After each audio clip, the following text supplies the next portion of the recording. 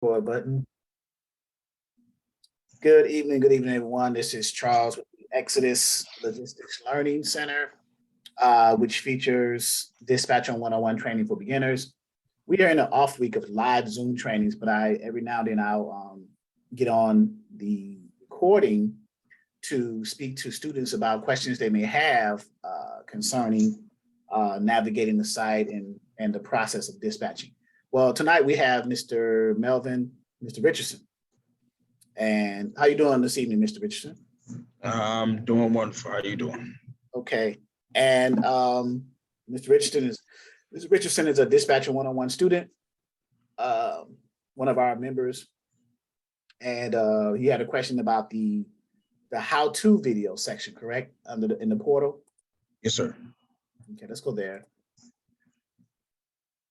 And so what was your question generally? I hear where it says new. What do you generally want to know about? I have all the paperwork and everything together. It's just going from watching it on the modules to actually acquiring a carrier to acquiring a carrier and actually navigating the load board so I can get them what they need and how they need it. Okay. That makes sense. Yeah, it makes sense. So the first step, the how-to video just gives you a video series of doing that, different links. Like in module 1, we talk about getting carriers. And me back out of this a little bit. In our portal, we have our modules. Module 1, getting carriers, the different steps, the different methods of getting carriers. And then talk about the different types, equipment types, carriers that you guys students want to try to buy loads for starting out, the easier ones, right? The dry vans, flatbeds, and reefers, and the different methods, and then what to send them, like a dispatch agreement, carrier profile, limited power of attorney, what they should send back to you in addition to that, their MC authority, certificate of insurance, W-9, and if they have a factoring company, notice of assignment or credit application. So far, so good? Yes, sir. What do you mean by factoring company? So if you have a truck driver who uses a factory, what factoring companies do, they purchase the invoices or the receivables or the proof of delivery tickets from the carriers and pay them upfront cash. That's what factoring companies do. Okay. And they'll give them upfront cash, or a way of funding the carriers if they don't have any other ways because carriers are going to need money to constantly run, pay for fuel and things like that.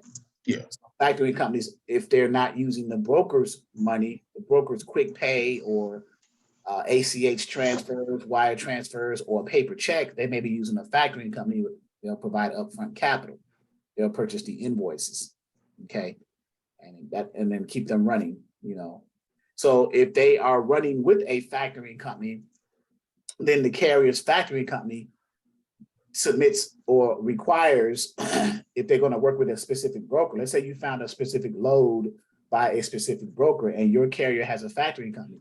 Well, before the factoring company provides capital for that carrier, they want to check the credit of the broker and make sure that they are going to pay and that there are no red flags and there's nothing behind the brokers that's going to risk when they give the carrier money, them getting their money from the broker. So that's how a factoring company works.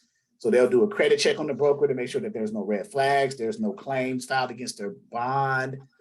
The brokers haven't had issues of non-payment in the past, things like that, before they release this money to the carrier, this upfront money to the carrier, and then go after the broker on the back end for the other monies that's due to them.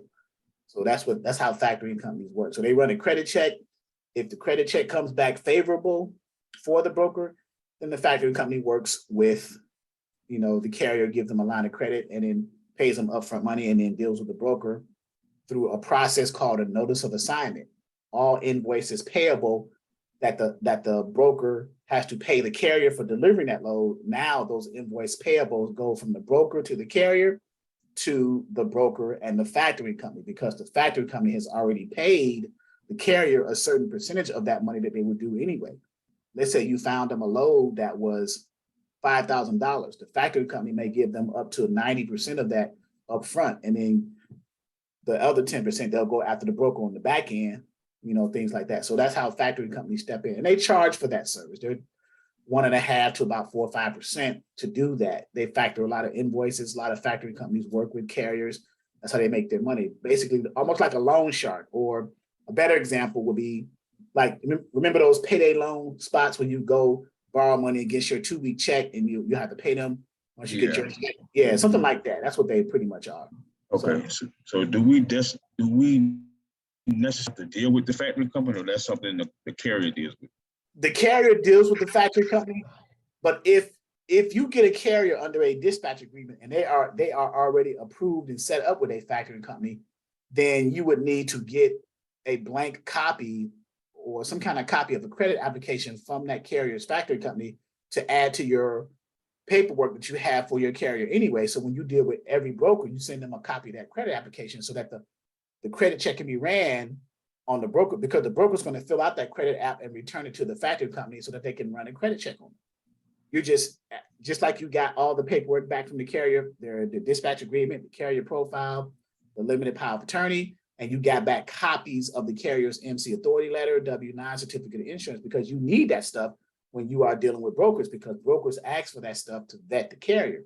Well, the same thing holds true with the factoring company. The factoring company needs this credit application back from the broker to run a credit check on the broker.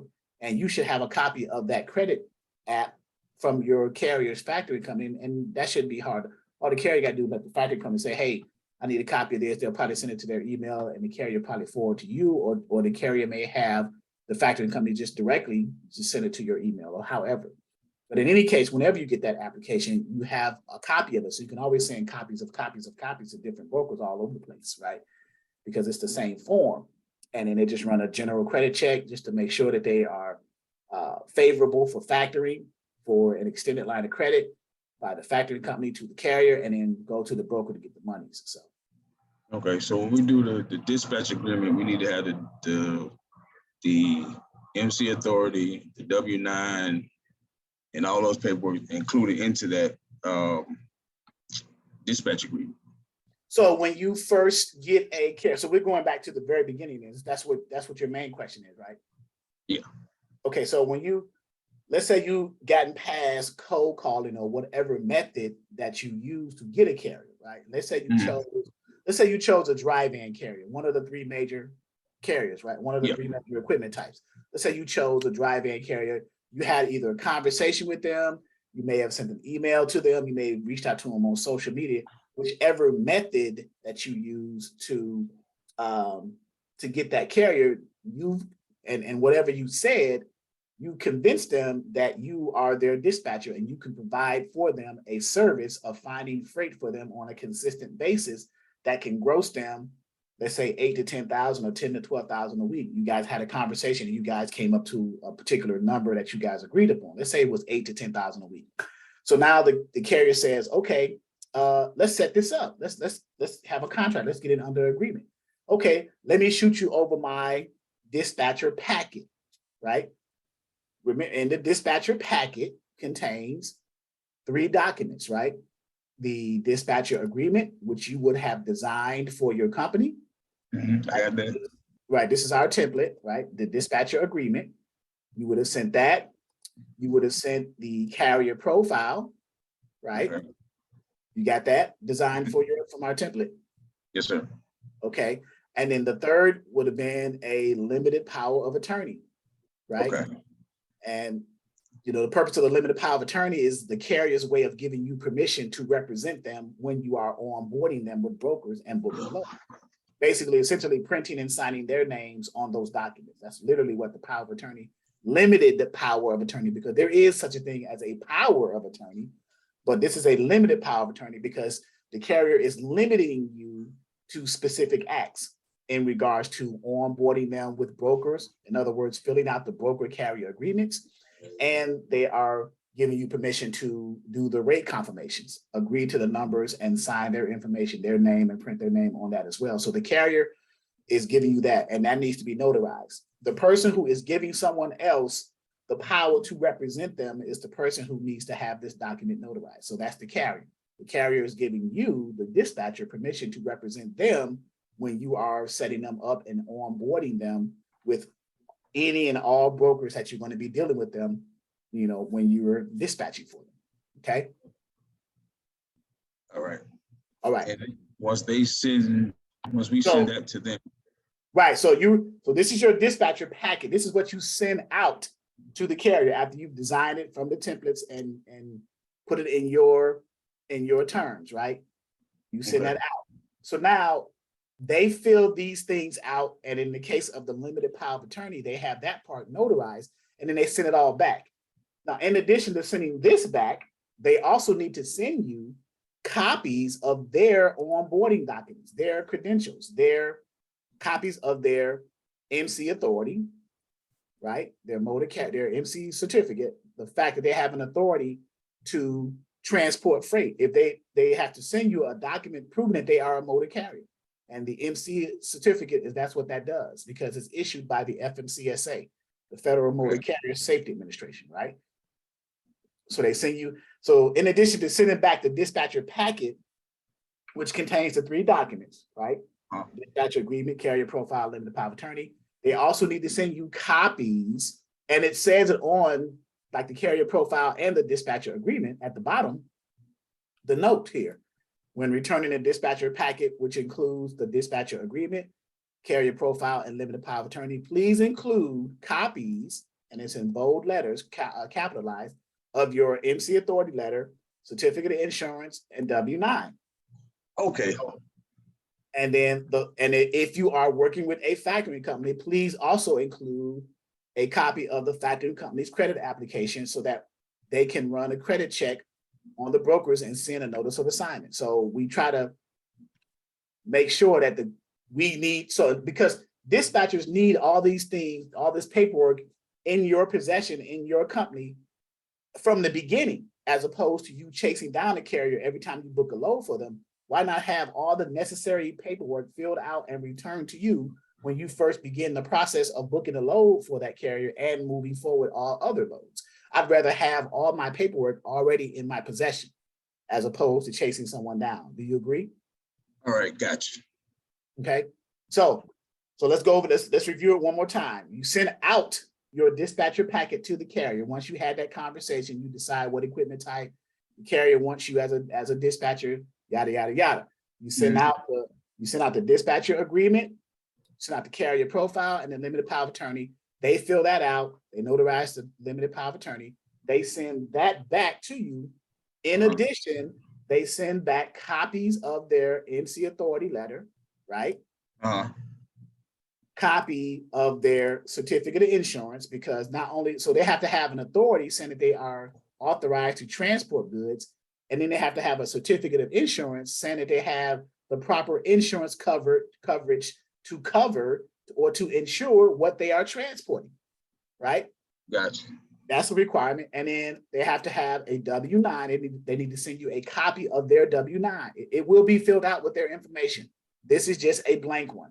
But I'm just showing you so you'll know what it looks like, okay? And so every carrier has an EIN number for their company, ABC Trucking, XYZ Transportation, or whatever they call themselves, right? With their EIN number and the name of you have one for your dispatching business, your EIN for your dispatching company, whatever you call your dispatching company, right? Okay. And then they also need to have a credit application. This is an example of a credit application from a particular factoring company, and a notice of assignment, the email portion of the notice of assignment that the factoring company, once a factoring company gets a returned credit application and have ran the credit check on the broker, and that credit check has came back favorable for that broker, then they will shoot that broker a notice of assignment in the form of an email, or how it's done. They'll just say, hey, this letter is intended to notify you that as of whatever contract date, your invoices that were payable to the carrier are now, which is our client, has now been assigned. That's where the word notice of assignment now has been assigned to us, assigned and transferred to us, the factory company, right? Because so you see how that works now, right? Yeah, that's where I was getting kind of confused there between all the paperwork. Right. So the paperwork you need is your dispatcher packet, which contains those 3 documents, and copies of your carrier's onboarding credentials. Why do you need copies of your carrier's MC authority, certificate of insurance, W-9 specifically? Let's assume that they don't have a factoring company, but if they do, then the credit application. Why do you think you need copies of these? Is because every broker you're going to deal with that your carrier is not already approved by or set up with or onboarded with, they need to see these documents in order to approve them. A broker would need to see that the carrier has insurance, that the carrier has an authority to transport their freight, and that the carrier has a W-9 saying that they are a business. Okay, they need to vet. That's how brokers vet carriers, to make sure that they onboard them and make sure that they are good, because they're not going to give freight or cargo to someone who doesn't have the authority to transport it. So if you got a carrier who doesn't have an MC, you're not even going to get past the conversation with the broker, because the first time you call a broker on a load that you saw on a load board based off of your carrier's profile that you looked at and you found a load under, the broker's going to ask you for the MC number of the carrier. Well, if you don't have an MC number, or if you don't have an authority certificate or an MC number to give them, the broker's going to say, why are you wasting my time? I can't give this freight to your carrier because he doesn't have the authority to transport it. That's the main thing all carriers need, an authority, an MC authority. So that's very important. That's the number.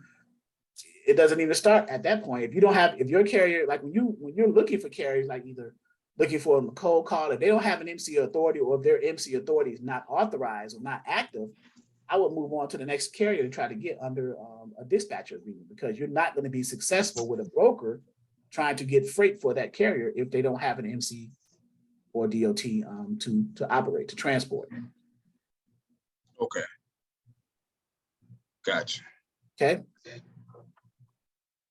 What else? Now, the next question is, okay, once we get all that back from them, the FMCSA, do we need to go on that, or all that will be included in that paperwork that we can eliminate that step?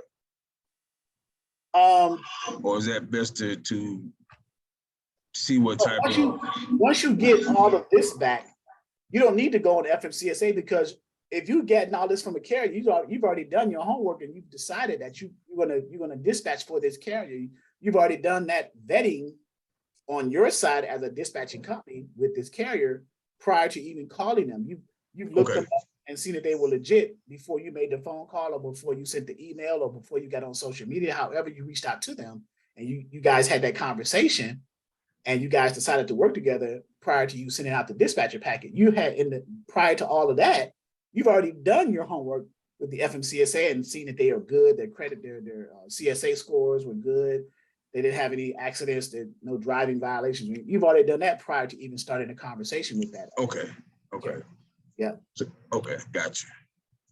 And then from this step, that's when you reach out to the brokers as far as like getting the loads? Right. So once you get everything back, all the paperwork, the dispatcher packet, and all the other onboarding documents, then you will look at your carrier's profile, which we're looking at now. The carrier's profile is what the carriers is requiring of the dispatcher. These are the carrier's requirements of you. I want $3 a mile. I don't want to haul no more than 40,000 pounds on my trailer. I want to stay in the Midwest and the Southeast. They're giving you specific details of how they want their loads found through the carrier profile. So when you go on a load board, for example, you would find a load according to the profile of the carrier. That's where you start to find out, because the carrier is pretty much telling you what type of load they want in the profile, right? Okay. And the profile is giving you details like cents per mile, weight limitations, whether they go in the mountains or not, whether they deal with tows, whether they touch the freight, what's the maximum number of pickups, what's the maximum number of deliveries, any endorsements they have, you may find better paying, what areas or zones of the country they want to travel in, right? In the profile, the carrier is getting very specific with you, which is helping you out, really giving you, if they're giving you very specific information of how they want their loads, then you as a dispatcher should be able to take that data and find what they are specifically looking for. So when you call them, you got what they're looking for. So now all you guys got to do now is agree to the rate when you call the broker and say, okay, what's, I got a carrier who's available, I have capacity, this is what the carrier wants, and then you start that conversation with the broker. But the carrier profile is the basis of you going on the load board and finding a load for your carrier based off of your profile. Okay. So any load board, like 123 load board here, we have a partnership with 123 load board where they let dispatchers purchase their own subscriptions to the load boards without having the requirement of an MC or DOT number. You can sign up and it's a free, you get 30 days for free. It used to be 10. Well, it still is. It's still 10 for those who are not part of Exodus. If you go through our link and use our Exodus link, our partnership link, which is right here, then you get 30 days for free. And let's go down here, 123 logo right here. Right, see our logo here, we partnered with 123 low board. You get your first 30 days for free, and then you decide which subscription of 123 low board. There are three: the $35 a month, the $45 a month, and the $55 a month, which is the premium, which is what I recommend that you would purchase without being required to have an MC. Most low boards require you to have an MC or DOT. This particular partnership that we have with 123 low board, which is one of the top 3 low boards out there, DAT, Truck Stop, and 123. Right. So we've partnered with them because they saw that we had an influx of dispatchers. So they said, well, let's leverage these large number and give them a way to get in, easily. So they removed the MC and DOT requirement, and you can still purchase your own subscription now. So okay. So you would go on the load board and you would search for a load for your carrier, however you normally do it on the load board. You navigate it. You look up where they're coming out of, where they're going to, their equipment type, all the other requirements, and you just do a load search, right? And then you go from there. Okay.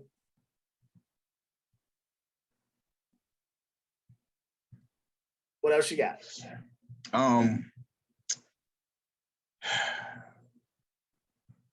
Okay, I see where you have it. Cause I'm trying to watch what you're doing, so I know how to do it at a later date. Okay. So the as far as finding a load for your carrier on the load board? Yes. Okay, so so if you're going through the portal, the members portal, all the load boards are always under module 2. You click module 2 in the members portal main menu, you click module 2, then you come to the load boards. We offer 6 load boards that you can access. And then we offer the 7th one as a promo, 123 load board, where you can purchase your own without having an MC or DOT.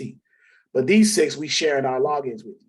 And the logins are right here under the PDFs on either side where it says new load board logins here. You click that. I recommend printing it out so you can have it in front of you. And we have this note here. Please do not post your carrier's trucks on our load boards because they are our accounts and we're going to be the ones getting the calls from the brokers, not you. Just use these live load boards to book the loads. Find the loads, search for them because these are live load boards. Find and search for the loads and then call the number to the brokers on the load boards on the loads that you found when you did your search. But don't post your carrier's trucks on our accounts because, again, we're going to be getting the calls and we don't want that. But so if you had your own load board, like with 123, then you can post your carrier's trucks on your load boards because it's under your account. So the brokers are going to be calling you. The reason why you post carriers' trucks on load boards is because it shows that brokers that those trucks are empty and available. So of course, they're going to be reaching out to those carriers or the dispatchers associated with those carriers if they see trucks that are in the lanes that they're looking to find carriers to move those loads under. Okay. One more question. We're gonna back up a step. Okay. Walk me through finding a carrier, if that's the right word I'm using. Yeah, carrier, truck driver, owner, operator. Yeah. Okay, let's back up. In the module 1, get carriers, getting carriers. Methods of getting carriers. Right. So once you determine what equipment type you want and things like that, there are different methods of getting carriers. right? This is what you are. Okay, so one of the methods is truck stops. You can visit truck Okay, I stops. have plenty of them around. Okay, so you can visit truck stops in your areas, and then if you are a person who is very personable and you're extrovert, you like to talk to people, and you have good customer service, maybe call center skills that you used to work prior, you can talk to the carriers, the owner operators, truck drivers. I would ask them, are they an owner operator with their own MC and DOT? Because some carriers are what's called company drivers, and they can't be dispatched by independent dispatchers. They have internal dispatchers for the companies that they drive for, right? Okay. When you start the conversation, you want to make sure, hey, are you an owner operator with your own MC and DOT? And they'll say, no, I'm a company driver. Even with a company driver, or they may say, no, I'm leased on to this carrier, right? So they are owner operator, but they're running under someone else's authority. Even in that case, you could ask them, okay, you're an owner operator, but you're running under someone else's authority. Do they allow you to dispatch or find your own loads? And if they say yes, then that may be an opportunity there too. But in most cases, I would prefer, or I should say it would be easier for you to just go after the owner operators who have their own MC and DOT authority. That way it's them. It's them finding their own loads. If they don't work, they don't eat. So you want to be able to provide a service to them. Okay. So method number one is the truck stops, start that conversation. Take copies of your dispatcher packet, your dispatch agreement, limited power of attorney, and the carrier profile. Number two is cold calling. There's different resources we have in our portal to look for carriers. Case in point, on this one, on 123 low board, there is a feature under resources right here called search directory. So you can use the low boards to find carriers. And in search directory, you can say carriers, and you can leave the company name blank. You can say a city. What major city are you near, Melvin? Charlotte, Atlanta, and Columbia. Okay, so you're in, let's say Atlanta. You say Atlanta, Georgia, within a 100-mile radius, and you do a search, and you're only looking for carriers. You're not looking for brokers. You're not looking for shippers. You're looking for carriers. So you check the box carriers, search, and it gives you a result set of carriers. And it's across 5 pages right there, maybe more. All these carriers, you got their phone numbers, you got their locations, the name of their companies, their MC and DOT numbers. You can pretty much either cold call them, look them up, vet them out here. But this is a resource you can find carriers under. There are other ones too. You can go to another low board in our module called Trucking Planning. Okay, matter of fact. And you can go here and look for carriers to cold call also. You will go under carriers. And right here, it has the top 3 equipment type carriers that we always recommend. Dry-van truckload carriers, flatbed step deck truckload carriers, and refrigerated truckload carriers. So you select one, let's say dry-van, which what we mentioned earlier. Let's dry-van. You click dry-van, you come to hit this here. Well, there's nothing on the screen, right? Except for some kind of form. Well, to view current listings, click here. Here's a link where it says click here. You click that, now you're going to get 594 dry van truckload carriers, the first 200 on the first page across 3 pages. You see, 1, 2, 3. So now here are all these carriers the same way. You can call them, send, you got emails, you got phone numbers, you got the lane that they run from and the lanes that they run to, so on and so forth, right? So you got a plethora of information that you can start cold calling with. That's another method. Truck stops, cold calling. You can do email campaigns where you create one script or one thing that you would say to a carrier and then put it in the email and then send it to a ton of emails of the carriers, what's called an email blast. You can do the same thing with texting.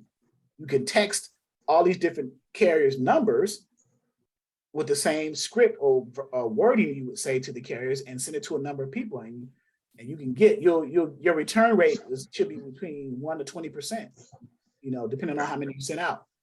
So you can do that as well. And you got social media, Facebook, Instagram, Twitter, especially Facebook. There are Facebook owner operator groups, Black Truckers United or owner operators, or different trucking groups out there that you can, first you got to go to those groups, do a search for the groups on Facebook, for example, then submit to join the group. Once you are accepted and join the group, then you start putting your fillers out for seeing what the truckers want, and you just privately inbox them specifically, or just post if that group's rules allow you to post in the group, then you can post the fact that you are a dispatcher, you can provide services and go from there. So that's another way. So there's several ways to go after and find carriers. Okay. And then once you find the carriers, then we fast forward to that other process that we did, sending out your dispatcher packet and getting that returned with all the other stuff. And then you start the process of looking for the loads according to the profile of that carrier, calling the broker and starting that conversation. So now you're back to what we discussed earlier. Okay, so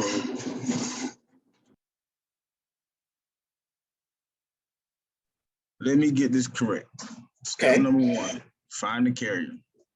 Once you find the carrier, you do your research as far as like the FM, MSA, do that. And once you find a notable carrier, then you do the carrier packet.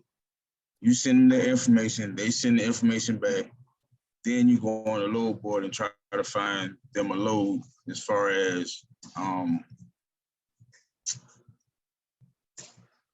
yeah, you find them a load that meets the requirements that they listed on their carrier profile. Once you find that load, then you're going to call the number or email the email that's associated with that load that was posted on that load board.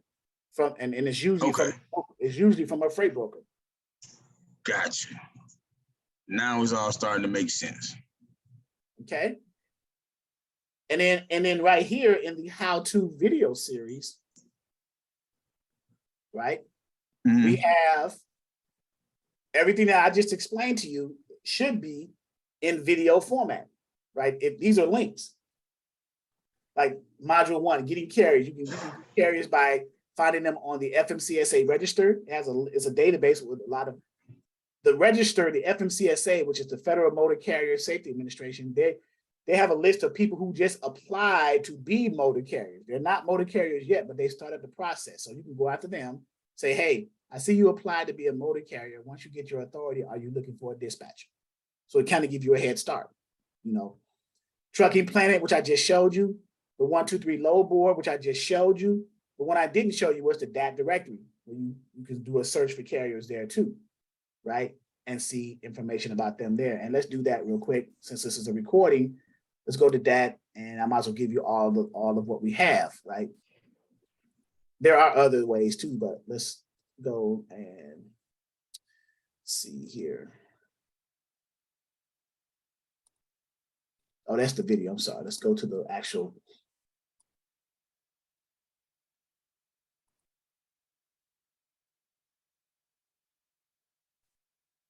Excuse me. All right. So here's a DAT load board, right? So now up here we got DAT directory. There's other places too. Under when you go, if you got like DAT Trucker's Edge, it'll be on the left-hand side under what's called tools. Right here, this version of the load board I got, which is DAT Power, is right here, DAT directory. So I'm going to click that, and then I'm going to go back to the DAT and log out of that. So in case someone else is in it, because my DAT is a one-user license. So this is the DAT directory, okay? And there's 4 tabs in here: search directory, my office, manage reputation, preferred block, and then carrier watch, right?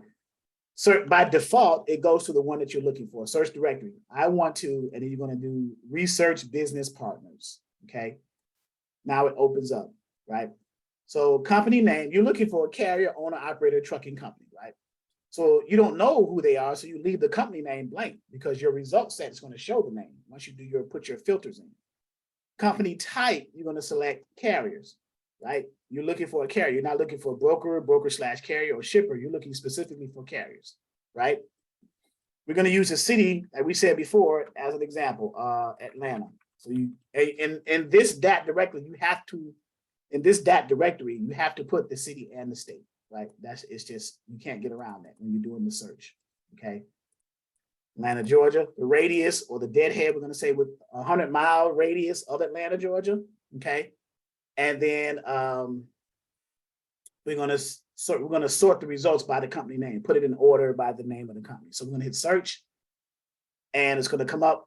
Your search has resulted in more than 500 matches. So you got 500 matches, right? You're just going to be scrolling down forever. But so, and in this white space, you have to select any company in order for that data to populate in that white space right here. So if I select one, click 2K carrier, for example, boom. Now their information is put into the white space, okay? And you get all this information about them, but I want to point to specific areas. Office information is general, or office information, who they are. But under the general information area, you got some information you need, like their MC, DOT. The operation type is interstate. You know the difference between intrastate and interstate, right? Yeah, one can cross state lines and one stays in state. Right. And then now this is a carrier / shipper. So you may or may not be able to work with them because they're a shipper too. So they may have their own capacity. They are customer routed, or they may have their own capacity, their own assets. But I'm just showing you how to navigate this. Let's assume that they weren't. Let's assume that their entity type was just carrier, not carrier / shipper. Down here where it says commodities, it tells you what they haul, what they transport: general, freight, fresh produce, refrigerated food, beverages, paper products, U.S. mail. So based off of that, what equipment types do you think that they put those commodities in? Dry van and reefer. Dry van and reefer, correct. So let's go down. There should be, if you scroll down further, you got their insurance information, their DOT information, their safety information. So you could pretty much vet them right here, because all of this vetting information is pulled. But you see where it says source? It's pulled from the main source, which is the FMCSA site.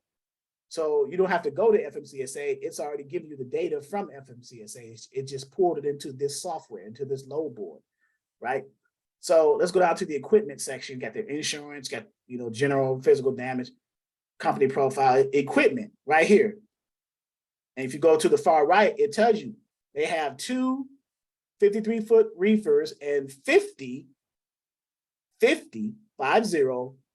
vans, 53-foot dry vans. So they are a large carrier / shipper. So they have their own assets. But I was just showing you where things are located. So whenever you're in that directory, as a matter of fact, let's select the next one. Let's click the third, 3D Sisters Trucking. We'll do the same thing. The general area, general information. You can see the commodities, right? General freight and paper products. So that's more than likely, that's probably dry van, right? Because it's just that. So if you scroll down to equipment, and sometimes they don't have an equipment. So right here under equipment, they got one 48-foot flatbed. So this is a one-man team, it looks like, right? So that could be a potential carrier for you to call and try to get under a dispatcher agreement. And right here under general information, it also tells you the number of power units, in this case 1, and the number of drivers, 1. So this might be an owner operator of his own trucking company. You see their contact information, their business number, fax number, things of that nature. And under office information, they may have an email, but I don't think they have an email, but they have an office line and a fax line. They are a carrier. They've been a customer since 2012. They have an MC number. They operate interstate, things of that. So that's how you do the DAT directory. So you have the search directory in 123 load board. You have the DAT directory in DAT. DAT is an acronym. It stands for DAT, dial a truck. You have the trucking planet. You search for in trucking planet, and then you have also the FMCSA register. So these are several different ways to search for carriers through load boards and other resources, right? And then you got social media, you have email campaigns, text blasts, truck stops, cold calls, right? So once you get past that point and you've had the conversation with the carrier that you want to be their dispatcher, and you've convinced them to say, hey, yes, I need a dispatcher. Let's see if we can work good together. If you can well, not guarantee me, but if you can attempt to try to gross me $8,000 to $10,000 a week, then we can work together. And then now it's up to you, the dispatcher, now to perform. You have to do your job as a dispatcher now based off of what the carrier has provided for you, mainly in their carrier profile. You're using the carrier profile as a basis to find freight for them because they're telling you in the profile how they want you to find the freight, the loads, the cargo, okay? And then you go from there. Okay, one more question. Yeah. How do we do that without sounding like a newbie? Good luck. well, never, no, I don't want to say good luck, but you do that without sounding like a newbie by your constant training either here or somewhere else. If you're being trained and you're getting all the terminology down, and as we go over and over different mock calls and things like that, and you hear verbiage from either myself or some of the other students who are more experienced at what they're doing, then you pick up on and you develop a pattern and a system for yourself. That way you don't sound like a newbie. You begin to put the verbiage and the terms together. And then anything that you don't understand, you ask those questions so we can break it down for you and define it so that you do understand. So you don't sound like a newbie. And you won't put yourself out there as being green. You sound more experienced. You throw terms out there that gives the carriers the indication that you got some experience, although you may not, right? Okay, that all makes sense. Well, I guess I have no choice but to jump out there. Yep, and in a how-to video series, again, we got all the different, each module goes over that. Module 2 is the load boards. We show you how to actually navigate each of the load boards, direct freight, 1, 2, 3, trucker's path, next load, that. And then module 3, we show you how to book a load across the 3 different equipment types, the dry van, flatbed, and reefer, and we show you how to fill out the carrier packet. And then module 4 is invoicing the carriers once you do your service of providing dispatching services. And then the other supplemental how-to videos, these links are hyperlinks to YouTube videos that I've done on specific topics, right? The dispatch agreement, limited power of attorney, carrier profile, okay?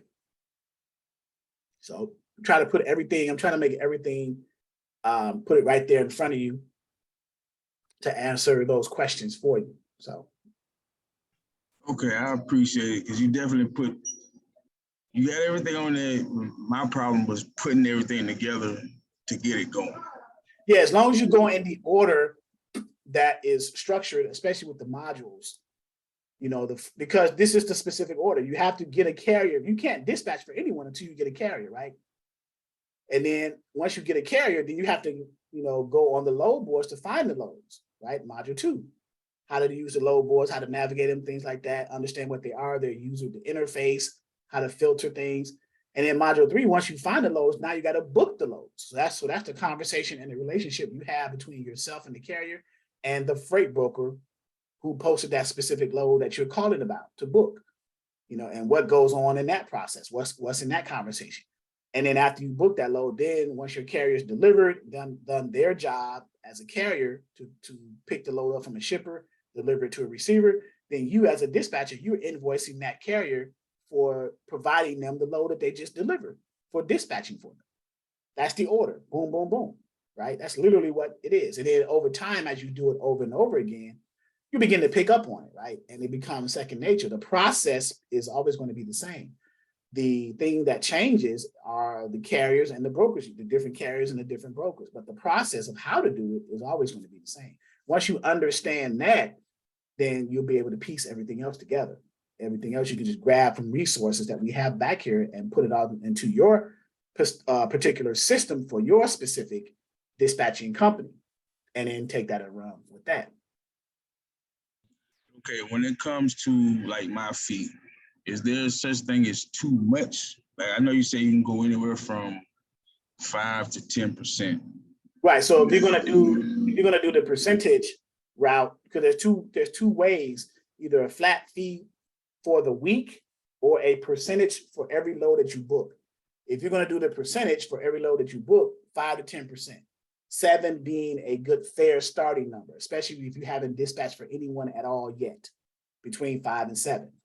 And then I'm leaning towards 7. okay. And then if it's the flat fee for the week, regardless of how many loads you book, between $250 to $500, and then you find a middle number in that range too, if you haven't booked any loads for any carrier at all, just starting out.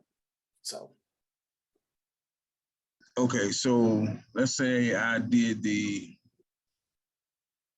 flat rate. Okay. Let's say you do like a promotion, like say, okay, for the first 30 to 60 days, I'll charge you $350 a week. But then after that, once we get a good rapport between, you feeling me out and me feeling you out, the rate will change to like a percentage. And you have every right to do that. Remember, this is your company. How you structure your payment structure is up to you. This is your company. If that's a promoting, marketing, and advertising thing for you to get the carriers to bite on that, then that's perfectly fine because it's your company. So it's your choice. All dispatching companies are different how they charge and what they do when they charge. So if that's what you want to do, if you feel you have an advantage to do that, then by all means, I can't stop you. Certainly do that. Okay. And one of the first major questions I should ask is, how much would it take to move your truck? Correct. Right. What are you grossing per week? What's your cents per mile for you to move, this truck? What do you get on average? Okay. We're gonna try to work above average. Now you have an idea based off of the equipment type. You can go to like the trend lines and see the areas that they run based off of their profile and get an estimation of what they might get cents per mile based off of the analytics that trend lines provide. And then when you ask them, you see how close to the numbers on the analytics that they come to see if they're realistic or not, right? Whether they're lying to you or not, right? And then you can just find them, if you have to, find a middle ground. Now, if they're way off, then you got to let them know, like, look, well, freight is not paying that much in that area, it's paying this, right? So, because you don't tell them where you got that information from, you're just saying that, it's paying this on average, so. Okay, how would I find that so I can have leverage for when I do make my calls? The trend lines are under tools and resources. Okay. Right here under tools and resources, where it says trend lines, this button right here where it says trend lines /safer, you can either click the button or you can scroll down to the area, right? If you click the button, it just anchors down to it right there. Trend lines, you click this image or the link, and there's a trend lines video showing you how to use it. But I'm gonna show you right now. You either click the link or the image, and it's gonna open up that trend lines in another tab on your browser, right? And then you just select either a van, flatbed, or reefer. So let's say we were dealing with a dry van. We're gonna select the demand capacity or the national van rates. The demand capacity shows the load to truck ratio for a dry van in specific zones in the country, in the US. What you want to look at first is the national rates, the van rates. So you click the national rates and it's going to show you color coded, and it divides it in zones in the US, in different zones. There's 5 major zones in the US, right? There's the Northeast, and the cents per mile for a dry van. If you notice 236, this is the Northeast zone because it contains all of the states that are in the Northeast, right? This is the Southeast zone where it says $2.39. It contains all of the states in the Southeast. $2.64, obviously, what zone do you think this is? What area of the country, what region or zone? Is that the Midwest? That is the Midwest, that is correct. And then this is the Southwest, 238, like Texas and so on. And then the West, far west, whatever you want to call it, 243, which includes California, Oregon, Washington State, what have you, Nevada. So, and you could do the same for the other equipment type. You could do that for a flatbed. We did it for dry van. It's in like, what is this, burnt orange or whatever. And it's color coded for the flatbed. Flatbed is going to be green. Reefers are going to be blue like ice, cold, right? So flatbed is going to be green because it's more like agricultural, right? Flatbed. So it's green and you got different numbers. And then reefer is going to be blue, like you're carrying refrigerated ice stuff. So it's color coded so you can tell the difference, right? But this is where you get your analytics from. So depending on, you have to know what your carrier's equipment type is. So when you go look at the analytics, you'll know that because when you get the profile back, they're going to tell you on the profile what their equipment type is. So that's your job is easy there. You just go look at the analytics and see what, and then they'll tell you what areas that they want to start getting loads out of. It's usually where they live at, where they're based out of. Starting there and then going all points anywhere, depending on what it's paying, right?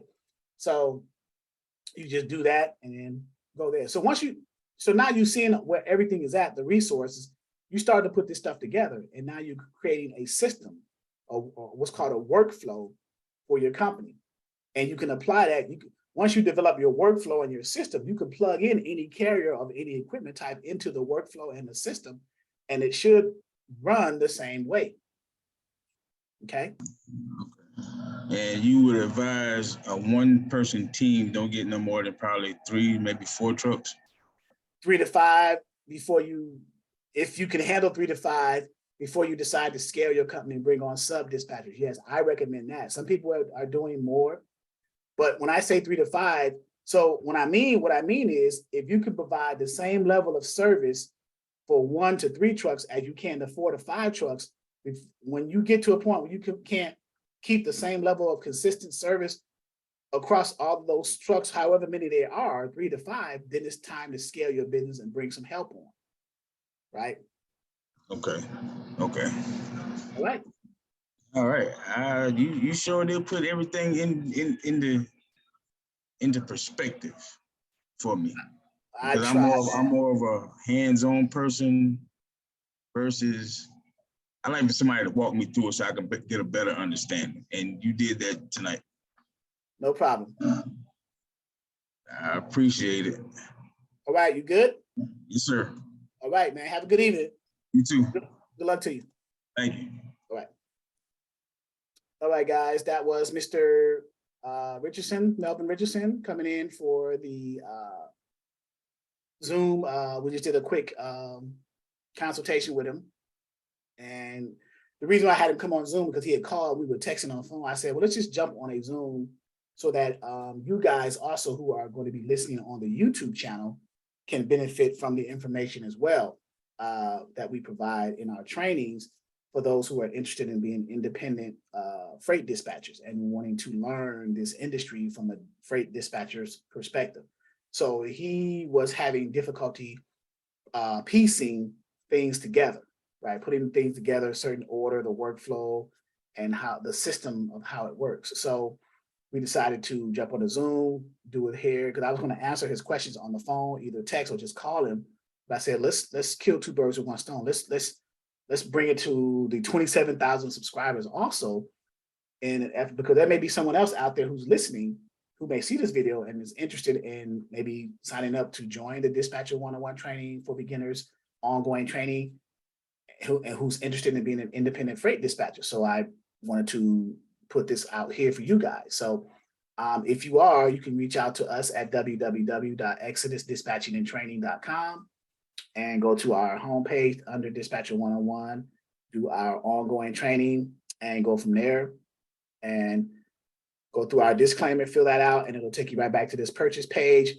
This month, October 1st through the 31st, excuse me, we are having a 20%, like a Halloween sale, right? 20% off sale, promo code, 20% off on the $4.99 or the $7.99 purchase option, not the payment options, but the purchase option. I want to be clear on that because the payment option is already cheap. It's $120 a month for 5 months, but the $4.99 is 20% off of that for the single member, and the $7.99, 20% off for people, the 2-for-1.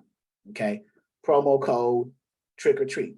All right, take advantage of that from now, October 1st, or now, this is the 5th, through the 31st, the end of the month. Okay, and what do you get? You enroll when whatever price point you come in at, whether it's a special payment plans or anything, you come in for the first 30 days. For the first 30 days, you get access to everything.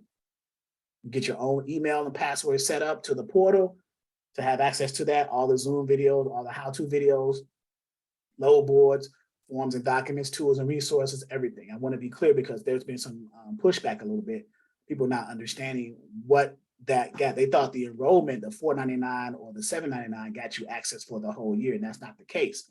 It gets you access for the first 30 days to everything: load boards, self-paced modules, private Facebook group, members portal with the email and password, live Zoom trainings at their scheduled times for the first 30 days.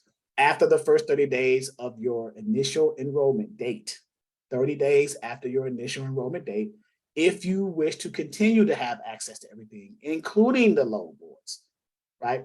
Then there is a month-to-month subscription for however long. It used to be for up to a year, but now it's for however long you want to keep. As long as you're maintaining your monthly subscription, you will have access to the portal after your first initial. The 30 days gives you an idea if you want that to continue. And then next year, I may expand that to the first 90 days, but right now it's the first 30 days. So that's how that works. Okay, so thank you. I hope this information helped go breaking down the process with Mr. Richardson. This will be posted on YouTube for all the listeners for you guys to see. And hopefully this helped you guys. And I will see those in who are the members. I will see you guys on this Sunday. We are having our live Zoom training this Sunday at 11 a.m. Eastern to start our second week of, because our live Zoom trainings are every second and fourth week of each month. Sundays at 11 a.m., Wednesdays at 6 p.m. Eastern Standard Time, and Saturdays at 12 noon Eastern Standard Time. So this Sunday will be Sunday, Wednesday, Saturday, and then the next Sunday, fourth week, Sunday, Wednesday, Saturday. So, and that's on our, let me share my screen, on our site under the Zoom training schedule. People say, well, what's your schedule? Under the Zoom training schedule, live Zoom trainings, and I should make this white so it'll be a little bit more clearer. 3 days per week in those second and fourth weeks, Sundays. And here they are: Sundays at 11 a.m. Eastern, Wednesdays at 6 p.m. Eastern, and Saturday at 12 noon. We even have a calendar with the dates circled. We have the last 4 months left: October 9th, 12th, 15th, and then 23rd, 26th, and 29th. Those are the live Zoom training days for our ongoing members. Every now and then we'll have guests come in, but it's mainly for the ongoing members, right? So I just wanted to show you that as well. Thank you guys. Have a good rest of your week, and I will see you ongoing members in the trainings.